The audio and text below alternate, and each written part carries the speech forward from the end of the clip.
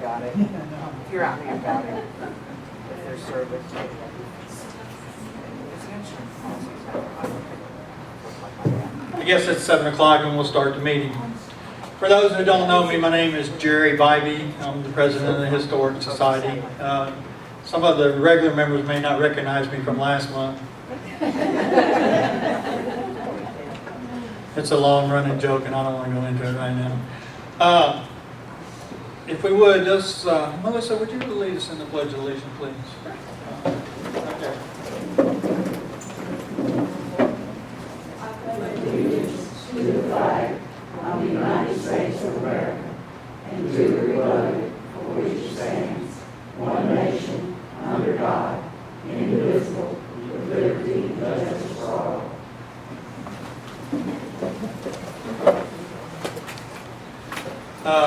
For those who didn't make the last Historic Society meeting, which was just a couple weeks ago, which was in Stewart County, Jim Long did a presentation, and he's going to speak with us in August, so it'll be next month's meeting, August the 9th. It'll be here at Erin City Hall at 7 o'clock. I had a board meeting scheduled tonight, and I think some people didn't know, and that was my fault, and I apologize for that, but there wasn't much said other than the fact that we were talking about during the November meeting at the courthouse, we're going to unveil Nina Finley's plaque and do it while we were there at the courthouse and have the archives and have a little ceremony on that. Is it coming along pretty good, Vanetta? Do we have it ordered now, or? Well, I'm going to do it. Okay, well, you got till November, okay? Okay. All right. It's not ordered yet, so just, Okay, but she's aware that we're wanting to do it and that we're wanting to put it up. Let's see, what else was brought up in the archives? We also need to look at the sign in the pavilion. We was going to have Kent's signage company come look at it, but we're going to have to figure out some way or another to get that fixed because it's got some sun damage and some vandalism to it. So with the park being opened up and then everything being redone, it really needs to be brought into brought up to date where it looks a lot better than what it does. Also, the memorial wall. Have you heard anything from Paul on that, I Vanetta? have not met with him. Okay. I will get with him. Well, if you would, a couple of us can get together and meet with him. You know, a meeting with numbers, especially this many people in the Historic Society, is more likely to listen to us. But I don't think it's a problem. I think the gentlemen that's doing the sidewalk are going to pour the concrete, and then we're going to lay the rest of the stepping stones. Do you know how many there is? I'm just putting you on the spot all over. Right? 525, and I know I've got one order at the house. Can you get an order from a lady, or is that the one I've got at the house? I don't remember how many you ordered. Did you order 25? I bet we've got 25. And then there's been an order to come in soon. All of them about. Wasn't there in the May meeting? Wasn't somebody wanting to order some for Erin or for Houston County? Paul wants to order one. Okay. Vanetta did, the lady that's called me 2 or 3 times, and she was wanting one for Clifton Baggett at Tennessee Ridge. Has she submitted a? I don't know, it's on my desk. It's been since the Vietnam, since I had the Vietnam invasion. I know I have an order on my desk, and I was holding it for when I find out from I'll Paul. try to get in touch And with Linda her. Rachi had me send her one. Oh, yeah. I don't know if that was for the city. Miss Betty, the P.O. box is 441, isn't it? For the historic 401. 401. I had it on the website, and then somebody asked me for the address, so I'm going to put it back on there. The 401. Miss Betty, would you do a financial report for us, please? I haven't given one since February, and I don't think that's my fault. Have I forgot to But ask you? extenuating circumstances.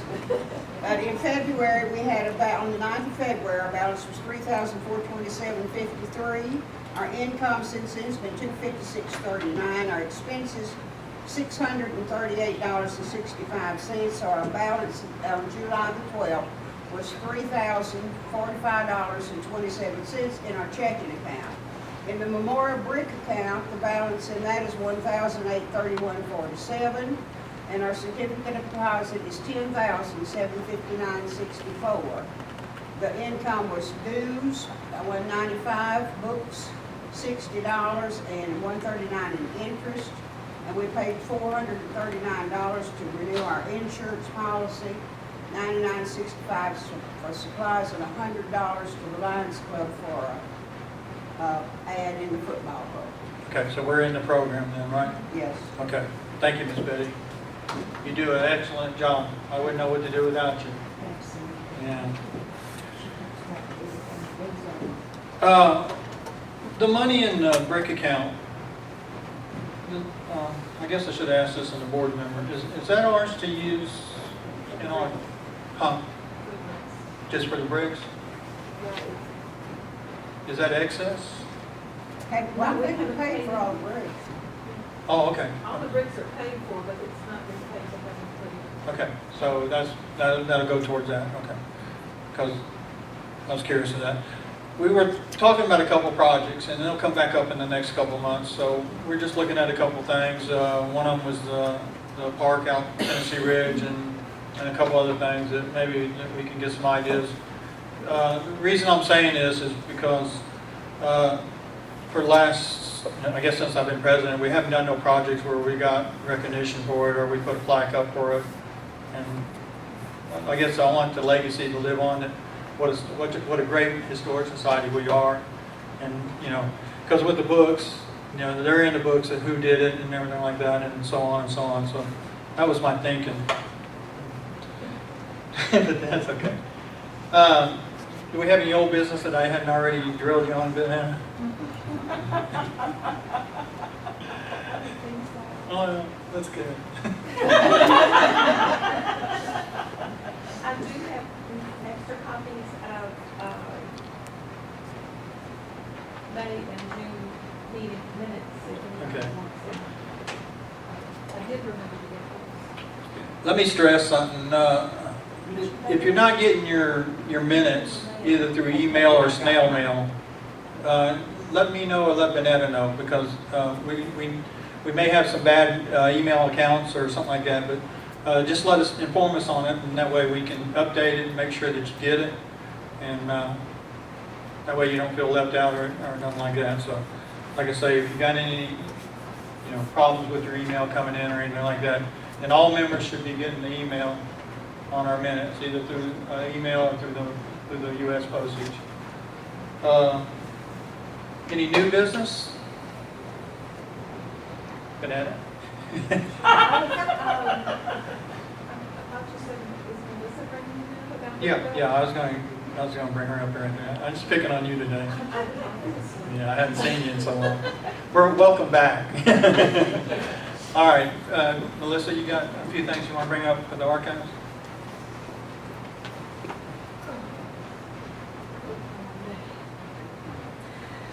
For those of you who don't know me, I'm Melissa Barker. I'm the Houston County Archivist.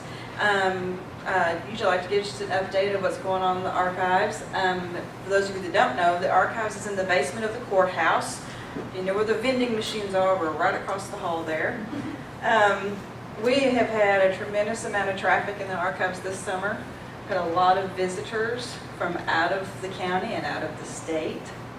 And so that's been great. It's funny how, it's amazing to me to learn how many Houston Countyans went out and built families, because now their families are starting to come back to visit where their ancestors and family members were from. So that's always neat for me to find out. What Jerry talked about, I was privileged last Thursday, and Leah was there too. Deborah, you weren't there, were you? Okay. To be invited to come to the J.D. Lewis Senior Center on Thursday for an unveiling of a beautiful quilt.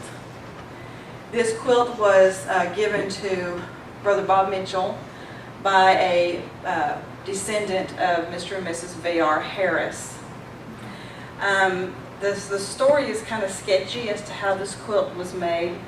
It was made sometime between March 1917 in April of 1918 during the World War I. And the story is that Mrs. V.R. Harris put this quilt together, but she also enlisted the help of women at the church. Now, I asked Brother Bob, and he did not know. Does anyone know which church the Harrises belong to? He thought maybe the Methodist church, and I'm asking Ann Hagler if she could look through any membership rolls that they have to see if the Harrises are listed. So if anyone knows, and the reason I'm asking is because I'd like to find out which church that maybe the women came from, and maybe they came from different churches, I don't know. But supposedly these women got together and put together this quilt, and it's a beautiful quilt. I wish I had pictures of it to show you, but yeah, she took, and Sandra's got pictures, she was there, and I posted some on Facebook. Okay.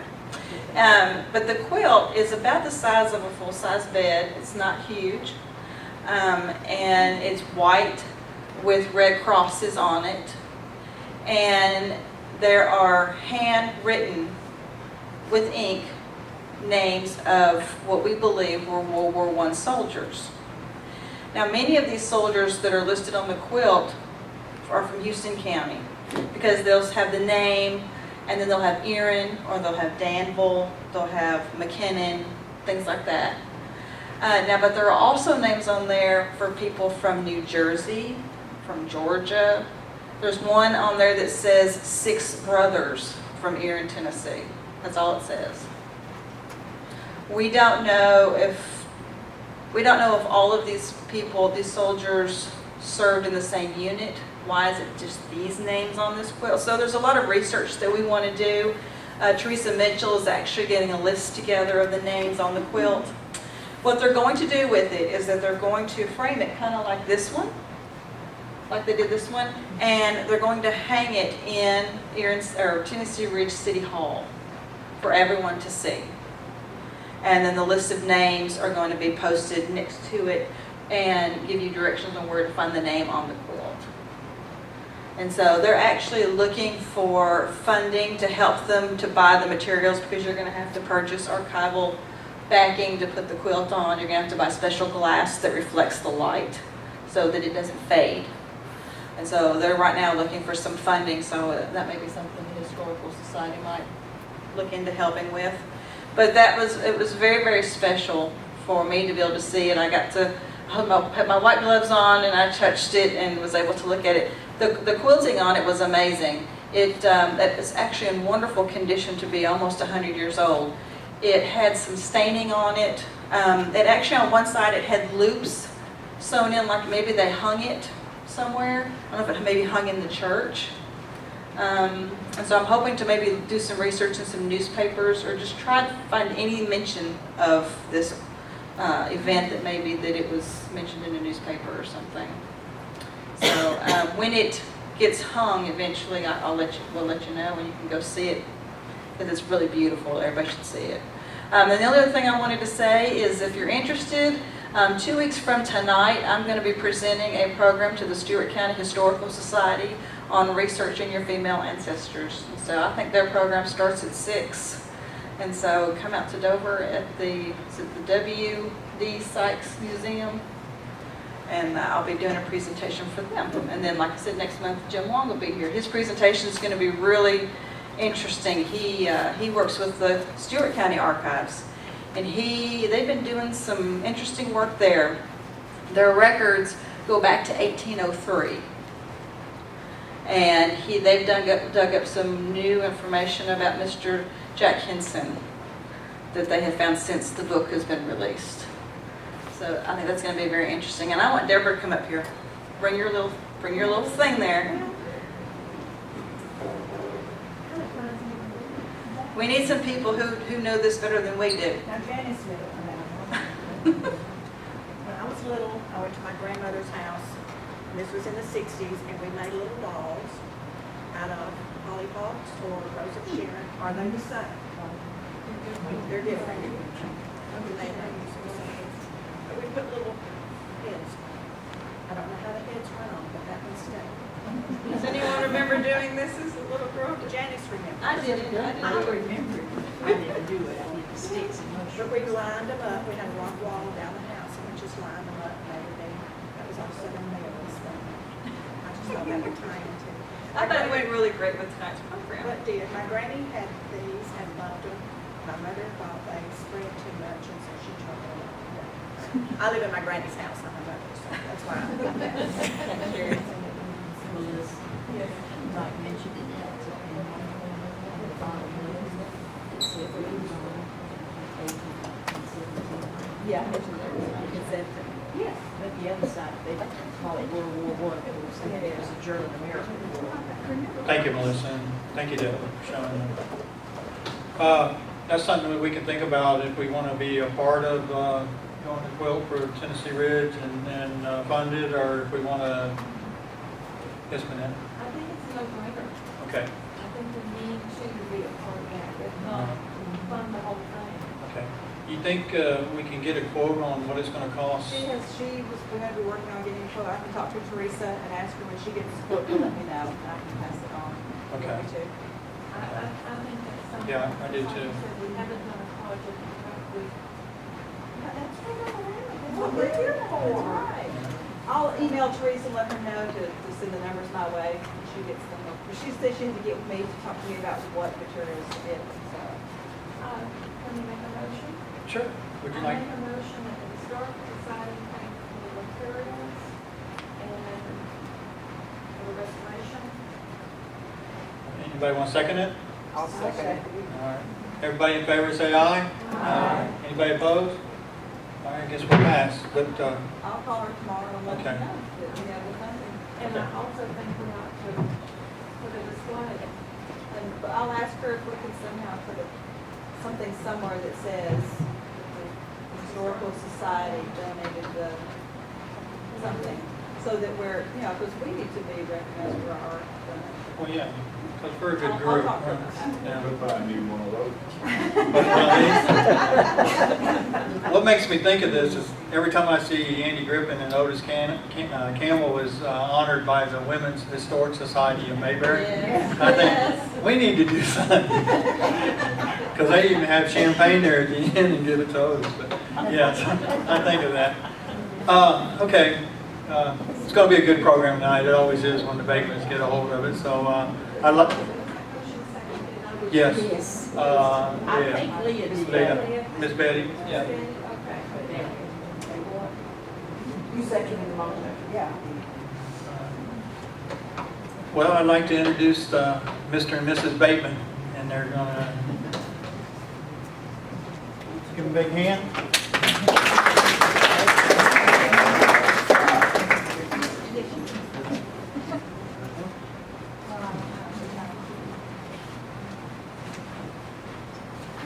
Sorry.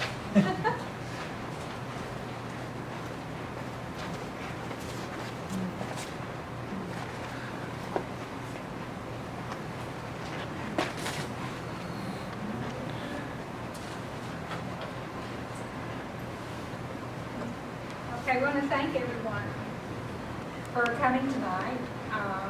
And a special thanks to everyone who furnished pictures and information about your heirloom flowers, because without that, there would be no program tonight. So thank you all very much. And we're dedicating the program tonight to the memory of Miss Nina Finley. And she passed away August the 28th, 2014, and she's greatly missed by all that knew her. She was a charter member of the Houston County Historical Society, and she served as on the first board of directors when it was organized on January 30th, 1984. She also served as Houston County historian for many years, starting in the late 90s. But Nina wore many hats. Each of us here tonight probably knew her in a different capacity, or maybe more than one. She was an integral part of Houston County in many ways for a lot of years. As a young woman, she was an accomplished equestrian. Her male peers of the time said she could ride a horse as good as any man. Now that may sound kind of sexist today, but at the time, it was a high compliment because Nina was born in the time when women's options were limited. However, Nina didn't let anything limit her. She excelled at everything she did. In her traditional role as wife and mother, she could arrange a beautiful bouquet, crochet an afghan, and make the most delicious chicken and dressing or apple dumplings that you've ever tasted. In her role as an educator, she touched many lives, whether it was in a Sunday school class or as a teacher at the Houston County High School, where she mixed in a good dose of fun and life's lessons into her classes. But I've also been told that she could be a strict disciplinarian if the situation called for it. Nina also excelled at the non-traditional. Her administrative abilities helped her get elected superintendent of Houston County Schools in 1988, and she was the first female to ever serve in that capacity. She also served on the Erin City Council at the time of her passing. While Nina had a full private and professional life, she gave freely of her knowledge and time to enhance the lives of all of us here in Houston County through her tireless work with the Friends of the Library. And thanks in large part to her efforts, the Houston County Library is an excellent resource for genealogy research today. And many of us here at the Historical Society knew Nina best through her dedication to the preservation of Houston County's history. And her prolific work in transcribing the early historical records of Houston County will remain her legacy. Along with her love of history and her passion for preserving it, she loved growing beautiful flowers, especially iris. Just as she shared her knowledge of history, she shared her beautiful flowers as well. Every year, when she divided her iris, she would share them with family, friends, and the community. Her good friend Kay French said not only did she share them with us, she planted them all over town, notably at the nursing home, in Betsy Liggett Park, along the walking trail, and at several intersections in town. Nina grew other beautiful flowers as well. In each spring, Rebecca Stevens enjoys bouquets of the beautiful sedum that Nina shared with her.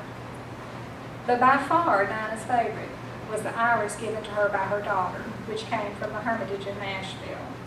She loved sharing this living piece of history in the form of a beautiful flower. They became instant heirlooms, which could be passed from generation to generation. Katie French said she always thought of Nina when her Hermitage iris blooms each spring. This beautiful heirloom flower is a tangible link to a dear friend. Nina had a special appreciation for how these heirloom plants can link us to our past and to each other. She wished to preserve that link for generations to come.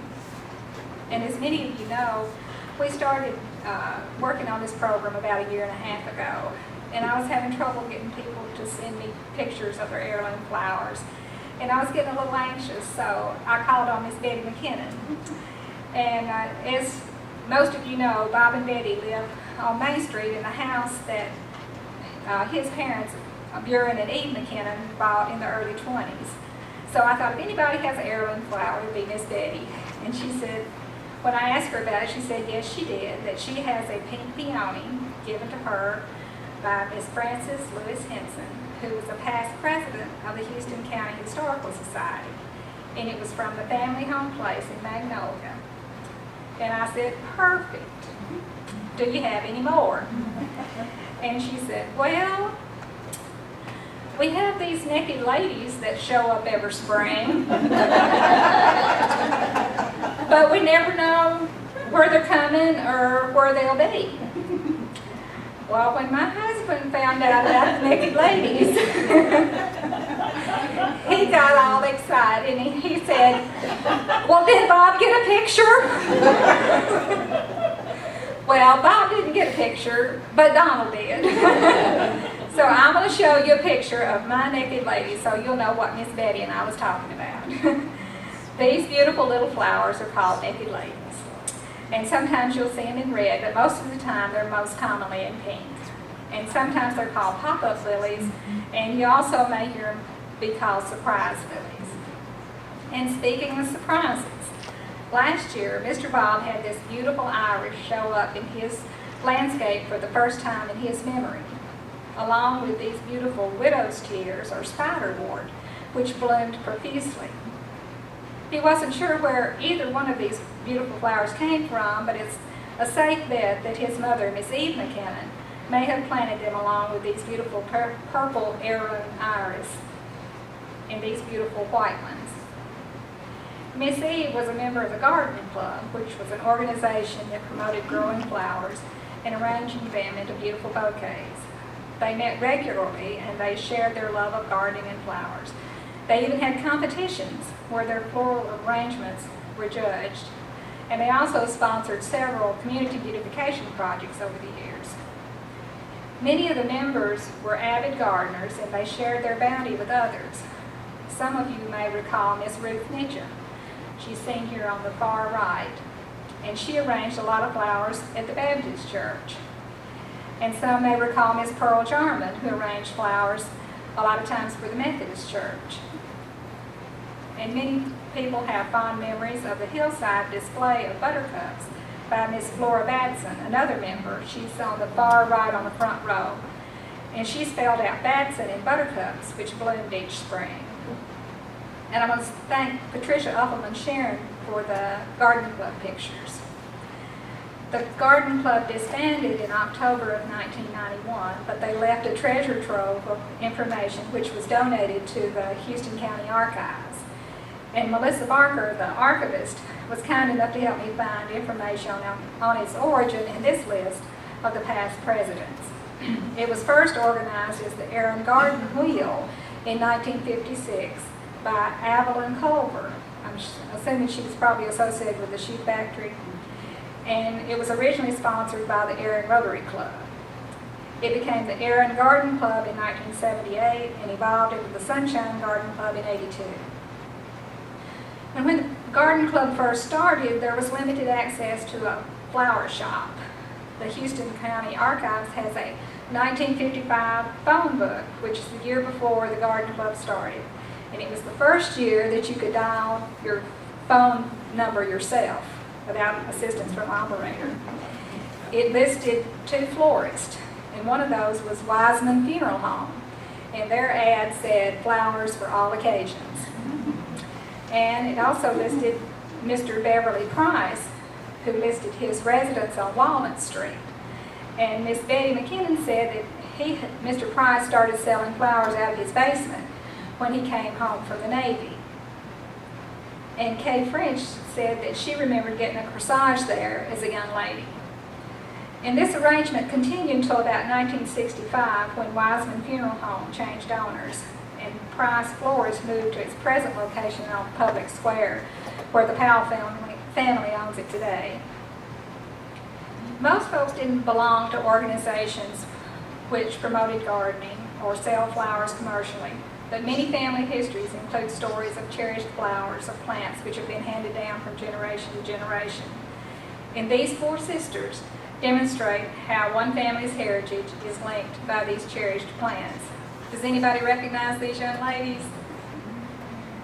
They still all live in the Houston County area. And left to right, that's Sheila, Brenda, Sandra, and Gilda Rye. Of course, they're all married now. But this is Gilda Rye Clark, and she has a beautiful, fragrant pink rose, which was started in the 1970s from her mother, Dot Gill Rye's rose bush. Dot was a young telephone operator from Blackshear, Georgia, who married a young sailor from Houston County named R.J. Rye Jr. Dot got the pink rose from her mother-in-law, Miss Viral Adams Rye, seen here in front of her umbrella bush, who got it from her mother, Sarah Fanny Halliburton Adams. And if you're counting, that's 4 generations. And Miss Fanny and her husband, John Wesley Adams, were charter members of Griffin's Chapel Church of the Nazarene, which was founded in 1906. Gilda's sister, Sandra Rye Baggett, has a yellow rose of Texas, which was given to her by her mother, Dot Rye, who got it from her mother, Marie Gill of Blackshear, Georgia. And some of you may be aware that Sandra has written a book called Sandy Road Memories, where she talks about her trips down to see her grandparents in Georgia. And this is them. This is Willie and Marie Gill. And I'm sure that Sandra has fond memories of seeing that beautiful rose bush in her grandmother's yard in Georgia. Another sister, Brenda Rye Lewis, has a tulip bush and a snowball bush, which was both planted by her husband, Mike Lewis's parents, Maddie and Liston Lewis. Maddie and Liston here at their home on Dixon Highway where Mike was born. And after his parents' death, Mike and Brenda moved back to his birthplace. Another sister, Sheila Rye Clark, has an azalea and a peony, which was planted by her mother-in-law, Miss Donnie Baker Clark. And this is a picture of Miss Donnie on her 85th birthday, provided by her daughter, Miss Bernice Bailey. This peony may have the same progeny as my husband's peony, which he got from his grandmother, Myrtle Clark Bateman, who was an aunt to Miss Donnie's husband, Marshall Clark. And this is a close-up of Granny Bateman's peony, and we always look forward to it blooming each spring, and we'll never know whether it's from the same stock as Sheila's, but it sure does look an awful lot like him. And Donnie Clark's daughter, Bernice Bailey, has Miss Donnie's snowball bush. And didn't that thing show out this spring? So you can see how these wonderful heirloom plants have served as living links across several generations, and how they've helped form bonds between several families, sometimes even across state lines. And speaking of family bonds, Steve Mobley's family said their final goodbye this past Sunday. Each family member placed one of Steve's zinnias from his flower bed on his final resting place, forever linking memories of him to the flowers he loved and tended so carefully. Steve would appreciate that bond because he had a special bond with his grandmother, Emma Anderson Mobley.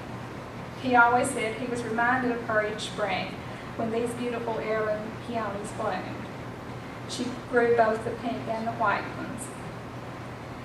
And this is Mom Emma, as he called her, here with her husband Luther and their 3 children. And Sarah Dew has many beautiful heirloom iris which bloom each spring, and I always enjoy seeing them when I drive down Denmark Road. She keeps George busy. Her iris come from Miss Ruby Rye and her mother-in-law, Miss Henrietta Brake Dew.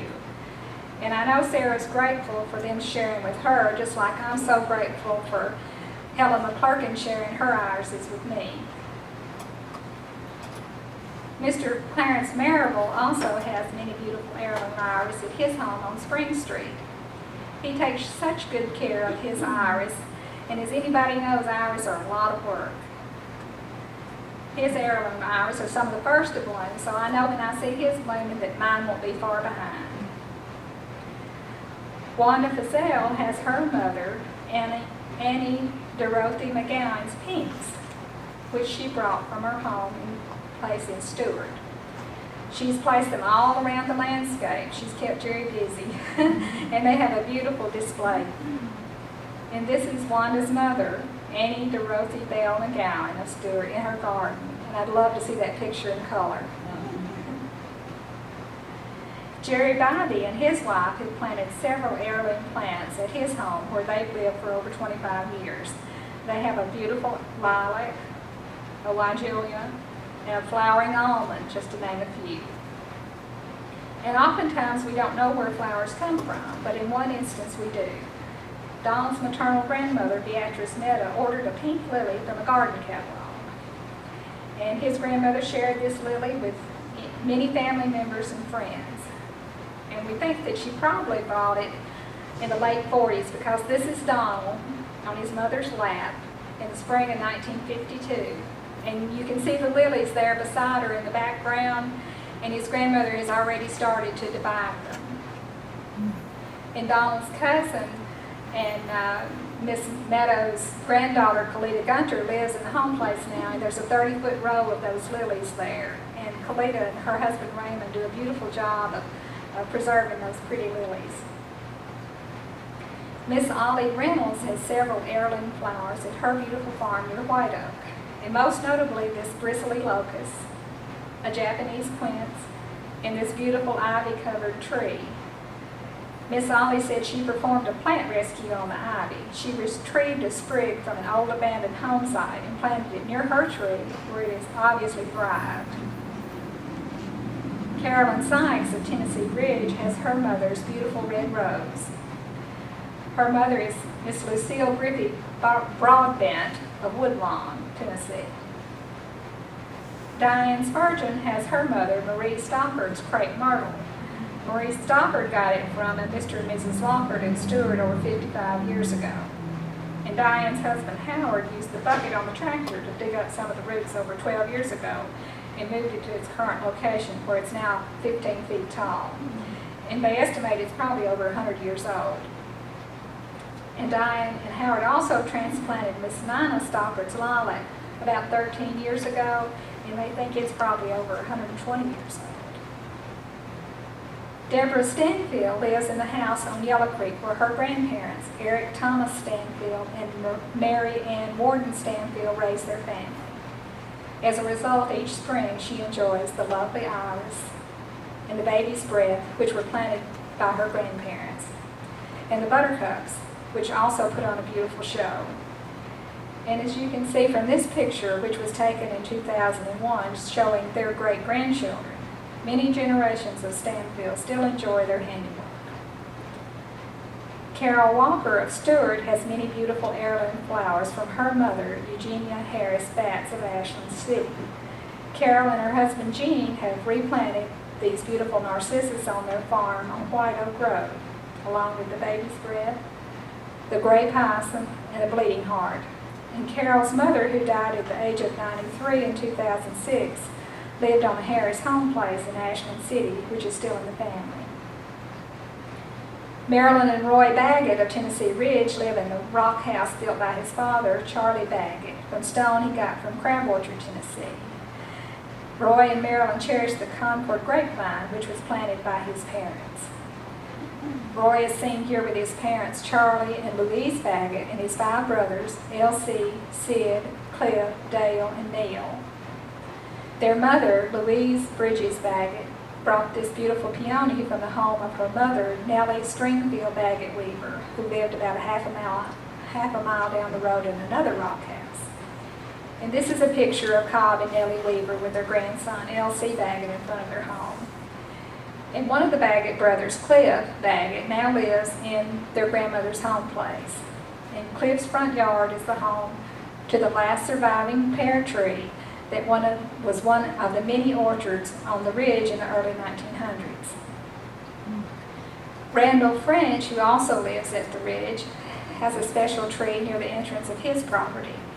His mother, Dean Brown French, planted a weeping willow, which his father, Ewing French, brought from their home in Stewart when they moved to the Tennessee Ridge in 1960.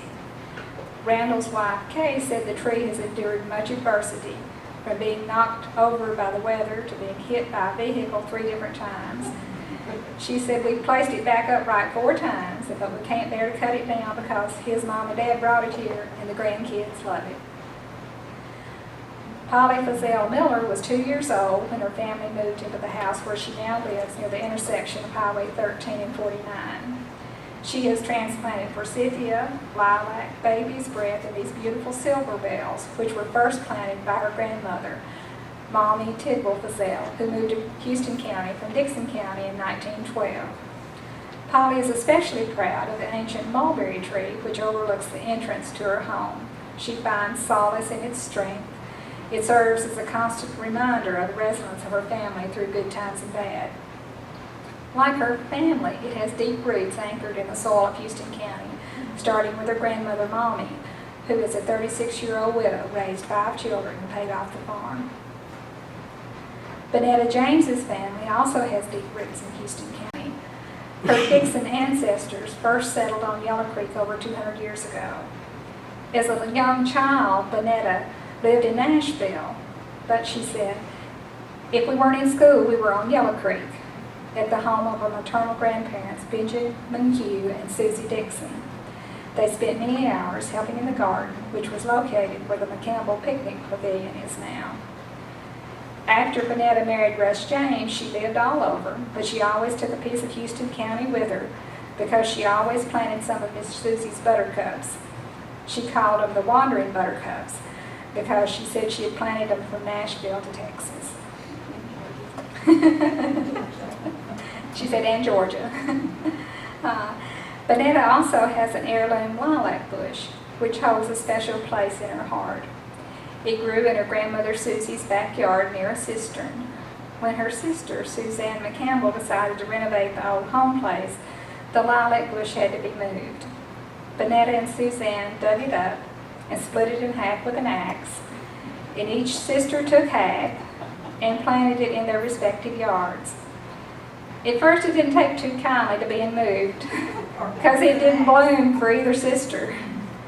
But the spring after Suzanne passed away, Bonetta's lilac bloomed for the first time. Nina understood how these heirloom plants connect us all. Kay French said that one of her favorite memories of Nina was when she showed up at the library for children's story time with a sack full of Mexican sunflower seed.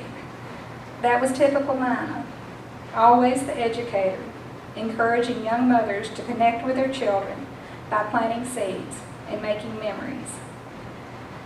Let me encourage you to be more like Nina, to continue to share your heirloom plants so that the next generation will know the joy of seeing that first lilac bloom in the spring and being transported back into the arms of a loved one.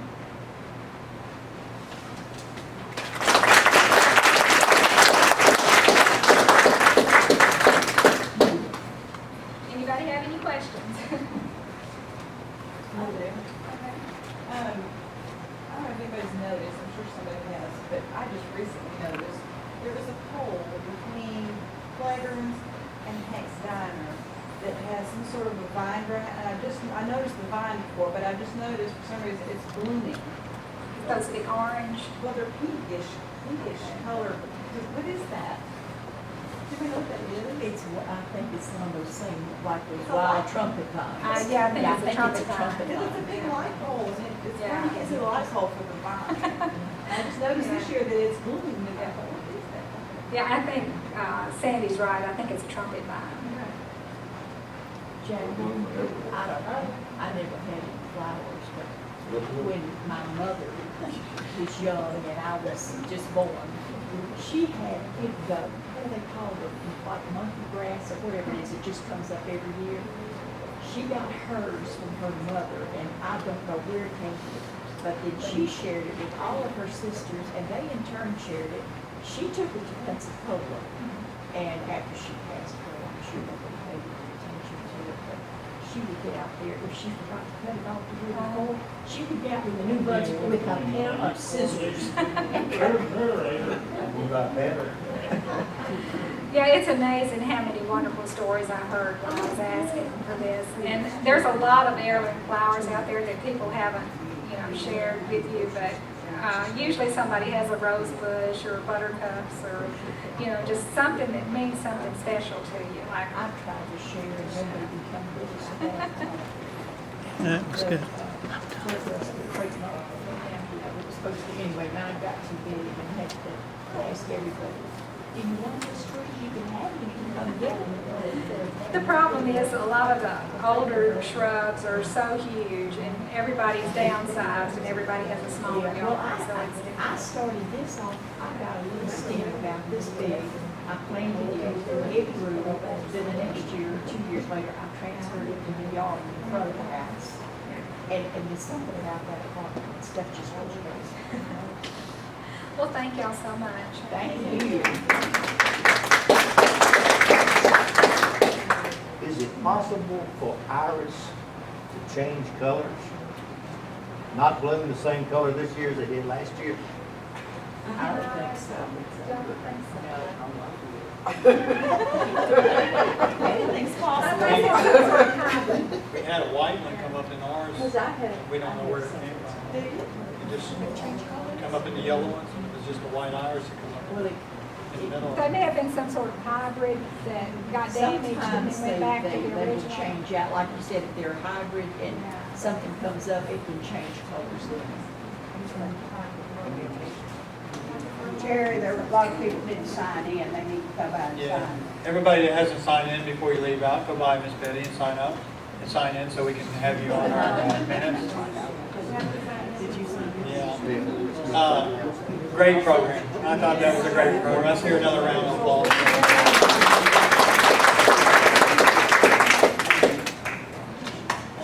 I didn't have it.